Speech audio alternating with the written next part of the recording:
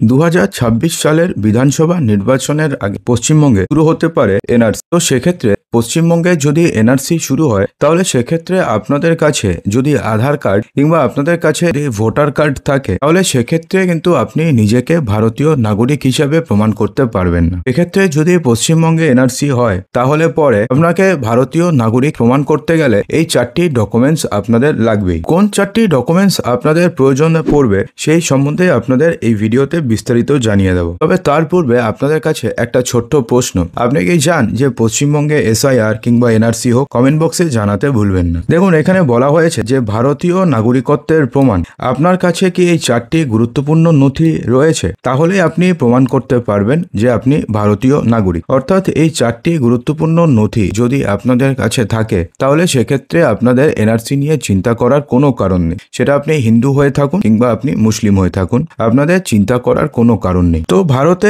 কোন নথি নাগরিকত্ব প্রমাণ করে? ভারতে এমন কোনো একক নথি নেই যা স্পষ্টভাবে নাগরিকত্ব প্রমাণ করবে, তবে নির্দিষ্ট কিছু নথি নির্দিষ্ট পরিস্থিতিতে গ্রহণ করা যেতে পারে। অর্থাৎ নিচের যে 4টি নথির কথা আপনাদেরকে জানাবো সেই 4টি নথির মধ্যে যে কোনো একটি নথি যদি আপনাদের কাছে থাকে তাহলে সেক্ষেত্রে এনআরসি হলে পরে আপনাদের চিন্তা করার কোনো কারণ নেই, আপনি নিজেকে একজন ভারতীয় বলে প্রমাণ দিতে পারবেন। তার মধ্যে প্রথমটি হচ্ছে ভারতীয় পাসপোর্ট। বিদেশ মন্ত্রক কর্তৃক একচেটিয়াভাবে ভারতীয় নাগরিকদের জন্য জারি করা পাসপোর্টে নাগরিকত্বের উল্লেখ থাকে এবং এর আন্তর্জাতিক স্বীকৃতিও রয়েছে। আপনার কাছে যদি পাসপোর্ট থাকে তাহলে সেক্ষেত্রে তো আপনি ভারতীয় নাগরিক, কারণ এটির একটা আন্তর্জাতিক স্বীকৃতিও রয়েছে। এবং পাসপোর্ট কিন্তু নর্মালি কাউকে এমনিভাবে ভোটার কার্ডের মতন কিংবা আধার কার্ডের মতন কিন্তু ইস্যু করা হয় না। তার জন্য আপনাকে ফিজিক্যালি গিয়ে আপনার ডকুমেন্টস ভেরিফিকেশন হয়। অর্থাৎ জাস্ট কেউ অ্যাপ্লাই করলো তাকে পাসপোর্ট দিয়ে দিল, এমনটা তো নর্মালি হয় না।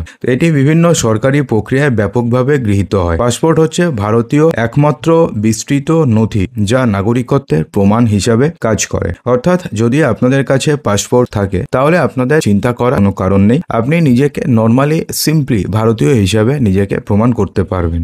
এরপরে সেটা হচ্ছে জাতীয়তা শংসাপত্র। এই শংসাপত্রটি বিশেষ ক্ষেত্রে জেলা কর্মকর্তা অথবা রাজ্য সরকার দ্বারা জারি করা হয়। স্পষ্টভাবে বলা হয় যে একজন ব্যক্তি ভারতীয় নাগরিক। অর্থাৎ জাতীয় শংসাপত্র স্পষ্টভাবে বলে দেয় যে সেই ব্যক্তি ভারতীয় নাগরিক। এটি আদালত অথবা জেলা ম্যাজিস্ট্রেট দ্বারা জারি করা হতে পারে এবং কখনো কখনো স্বরাষ্ট্র মন্ত্রক দ্বারা জারি করা হতে পারে। ভারতে জাতীয়তা সনদপত্র কেবলমাত্র সীমিত এবং নির্দিষ্ট ক্ষেত্রেই জারি করা হয়। এগুলো এতই কম দেওয়া হয় যে এর ইস্যু সম্পর্কে কোনো সরকারি তথ্যও নেই। অর্থাৎ এটি কিভাবে ইস্যু করা হয়, এটার জন্য আপনি কিভাবে অ্যাপ্লাই করবেন, এই সম্বন্ধে কোনো সরকারি খুব একটা বিস্তৃত তথ্যই নেই, কারণ এটি এত কম পরিমাণে ইস্যু হয়। যখন কোনো ব্যক্তিকে সরকারি চাকরিতে বিশেষ কোটার অধীনে কোনো শিক্ষা প্রতিষ্ঠানে ভর্তির জন্য অথবা কোনো আইনি প্রক্রিয়া চলাকালীন নাগরিকত্ব প্রমাণের প্রয়োজন হয় এবং পাসপোর্ট বা নাগরিকত্ব সনদের মতন অন্যান্য বৈধ প্রমাণের অভাব থাকে তখন জাতীয়তা সনদের প্রয়োজন হতে পারে। বিদেশি পিতামাতার ঘরে ভারতে জন্মগ্রহণকারী ব্যক্তিদের নাগরিকত্ব প্রতিষ্ঠার জন্য এটি প্রয়োজন হয়। অর্থাৎ সেক্ষেত্রে জাতীয়তা শংসাপত্র, যদিও এটা খুবই কম পার্সেন্টেজ লোকের কাছেই রয়েছে এবং এটা কিভাবে ইস্যু করা হয় এই সম্বন্ধে কোনো সরকারি তথ্য যেহেতু নেই, তো এটা অবভিয়াসলি খুব কম পার্সেন্টেজ অফ লোকের কাছে এটা রয়েছে। যদি এটা কারোর কাছে থেকে থাকে তাহলে তো তার চিন্তা করার কোনো কারণ নেই। সে যদি এনআরসি হয় তাহলে পরে এই ডকুমেন্টস দিলেই চলবে, তাকে অন্য কোনো ডকুমেন্টস দেওয়ার প্রয়োজনই পড়বে না। তো সেক্ষেত্রে আপনি যদি জাতীয়তা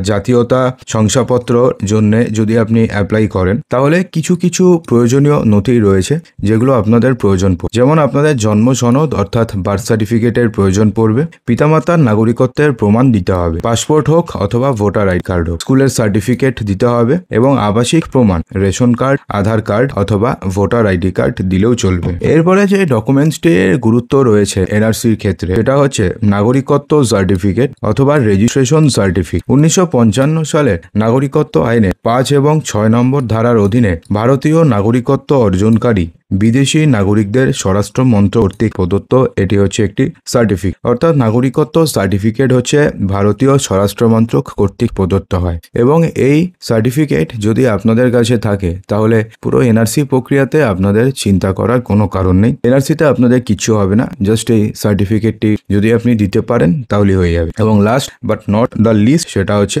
জন্ম সার্টিফিকেট। যদিও এই নথিতে জন্ম তারিখ এবং স্থান উল্লেখ করা রয়েছে, তাই কেবল আংশিকভাবে নাগরিকত্ব প্রমাণ করে। যদি পিতামাতা ভারতীয় নাগরিক হন এবং নাগরিকত্ব আইনের শর্ত পূরণ করেন তবে নাগরিকত্ব নিশ্চিত করা হয়। অর্থাৎ যদি কারোর কাছে জন্ম সার্টিফিকেট থাকে তাহলে সেক্ষেত্রে তো সে ভারতে জন্মেছে এটা তো ঠিক, কিন্তু তার পিতামাতা যদি ভারতীয় না হয়, ধরুন ঘুরতে এসছে কেউ, আসার পরে এখানে ধরুন জন্ম হয়েছে, তাহলে তো সে তো আর ভারতীয় নাগরিক হতে পারে না, যদিও তার বার্থ সার্টিফিকেট থাকলেও থাকতে পারে। তো সেক্ষেত্রে যদি পিতামাতা ভারতীয় হয়ে থাকে এবং যদি অর্থাৎ তার যদি জন্ম সার্টিফিকেট থাকে তাহলে সে ভারতীয় নাগরিক হিসাবে নিজেকে দাবি করতে পারবে যদি তার কাছে জন্ম সার্টিফিকেট থাকে। তো এখন বলা হয়েছে যে কোন কোন নথি নাগরিকত্ব প্রমাণ হয় না। তো আধার কার্ড এটি কেবলমাত্র পরিচয় এবং বাসস্থানের প্রমাণ হিসাবে কাজ করে। ভোটার আইডি কার্ড এটি ভোট দেওয়ার অধিকার প্রদান করে কিন্তু নাগরিকত্ব নিশ্চিত করে না। অর্থাৎ আপনাদের কাছে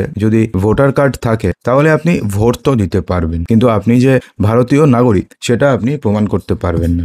নাগরিকত্ব নিশ্চিত করবে না। ড্রাইভিং লাইসেন্স দিয়ে যদি আপনি ভাবেন যে আপনি ভারতীয় নাগরিকত্ব নিশ্চিত করবেন তাহলে সেটা কিন্তু হবে না, কারণ ড্রাইভিং লাইসেন্স এটি কেবলমাত্র গাড়ি চালানোর অধিকারকে প্রমাণ করে। আপনি ভারতীয় নাগরিক কিনা সেটা ড্রাইভিং লাইসেন্স দিয়ে কোনোভাবেই সেটাকে আপনি প্রমাণ করতে পারবেন না। ভারতীয় নাগরিকত্ব কিসের উপরে ভিত্তি করে হয়? ভারতীয় নাগরিকত্ব 1955 সালের ভারতীয় নাগরিকত্ব আইন এবং এর সংশোধনী দ্বারা নির্ধারিত হয়, যা জন্ম, উত্তরাধিকার, নিবন্ধন, স্বরাষ্ট্র মন্ত্রক কর্তৃক নাগরিকত্ব এবং আঞ্চলিক অন্তর্ভুক্তির ওপরে ভিত্তি করে তৈরি হয়েছে। তো এবার আপনি একটা সংক্ষেপে জেনে নিন যে ভারতে নাগরিকত্ব বিতর্কের উত্থানের যে আসল কারণ সেটা 1955 সালের নাগরিকত্ব আইনের পর থেকে ভারতে 1986, 2003, 2005, 2015 এবং সর্বশেষ 2019 সালে বেশ কয়েকটি সংশোধনী দেখা গিয়েছে, যার প্রতিটিতে নাগরিকত্ব সম্পর্কিত কিছু নির্দিষ্ট শব্দ এবং সংজ্ঞার পরিবর্তন করা হয়েছে। তো এখন লেটেস্ট যে পরিবর্তনটি করা হয়েছে সেখানে বলা হয়েছে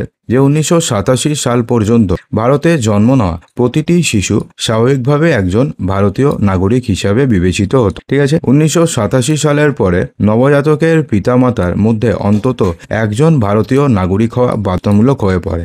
1987 সাল পর্যন্ত ভারতে জন্ম নেওয়া প্রত্যেকটি শিশু স্বাভাবিকভাবে ভারতীয়, কিন্তু 1987 সালের পর থেকে ভারতীয় নাগরিক হওয়ার জন্য পিতামাতার মধ্যে যে কোনো একজনকে বাধ্যতামূলকভাবে ভারতীয় নাগরিক হতেই হবে। এবং 2004 সালে সংশোধনীর পরে নবজাতকের পিতামাতা উভয়কেই ভারতীয় নাগরিক হতে হবে অথবা বৈধ অভিবাসী হতে হবে। অর্থাৎ 2004 সালের পরে যদি কারোর জন্ম হয় তাকে যদি ভারতীয় প্রমাণ করতে হয় তাহলে তার পিতামাতা উভয়কেই ভারতীয় নাগরিক হতে হবে অথবা বৈধ অভিবাসী হতে হবে, অনুপ্রবেশকারী নয়। এই পরিবর্তনগুলো পুরনো এবং নতুন উভয় নাগরিকের মর্যাদা নিয়ে বিভ্রান্তির সৃষ্টি করে। তো সংশোধিত নাগরিকত্ব আইন যেটা সিএ অথবা যেটা 2019 সালে জারি হয়েছিল, যেটা নিয়ে অনেক সমস্যা হয়েছে, সেটা তো সিএ আফগানিস্তান, পাকিস্তান এবং বাংলাদেশ থেকে আসা হিন্দু, শিখ, বৌদ্ধ, জৈন, পার্সি এবং খ্রিস্টান শরণার্থীদের ভারতীয় নাগরিকত্ব দিয়েছে, বাদ দেওয়া হয়েছে মুসলিমদের। এই বাদ পড়ার ফলে দেশ জুড়ে ব্যাপক বিক্ষোভ, অস্থিরতা এবং নিরাপত্তাহীনতার সৃষ্টি হয়েছিল। যদিও সেটা অনেক দিনের ঘটনা, ওটা এখন ঠিক হয়ে গেছে এবং এখনো পর্যন্ত এনআরসি বা সিএ নিয়ে সরকারি কোনো ঘোষণা আসেনি। যদিও মনে করা হচ্ছে যে 2026 সালের বিধানসভা নির্বাচনের আগে দেশ জুড়ে এনআরসি লাগু হতে পারে। তো যখন লাগু হবে তখন আবার দেখা যাবে কি হয়। তো যদি ভিডিওটি আপনাদের ভালো লেগে থাকে, যদি মনে হয় যে আপনাদের ভিডিওতে সমস্ত কিছু ঠিকঠাক বোঝাতে পেরেছি, তো ভিডিওটিকে লাইক করবেন, ভিডিওটিকে বন্ধুদের মাঝে প্রচুর শেয়ার করবেন এবং চ্যানেলটিকে সাবস্ক্রাইব অবশ্যই করবেন।